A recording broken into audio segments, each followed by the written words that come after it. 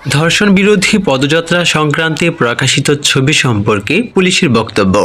আজ বুধবার 12 মার্চ 2025 বিভিন্ন সংবাদপত্রে ধর্ষণ বিরোধী পদযাত্রায় পুলিশের বাধা সংক্রান্ত প্রকাশিত ছবির প্রতি পুলিশ হেডকোয়ার্টার্সের মনোযোগ আকৃষ্ট হয়েছে।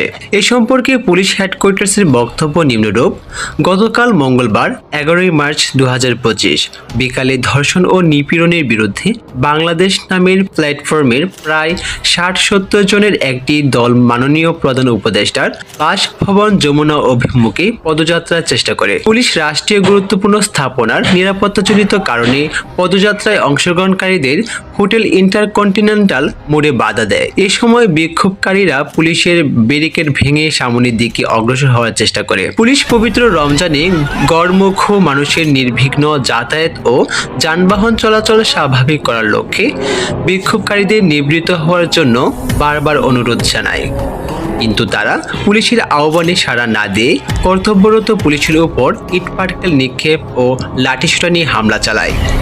তাদের অতর্কিত হামলায় ডিএমপির রমনা জোনের সহকারী কমিশনার গুরুতর আহত হন। এছাড়া হামলাকারীদের আঘাতে রমনা বিভাগের উপ পুলিশ কমিশনার সহ 5 জন পুলিশ সদস্য আহত হয়েছেন।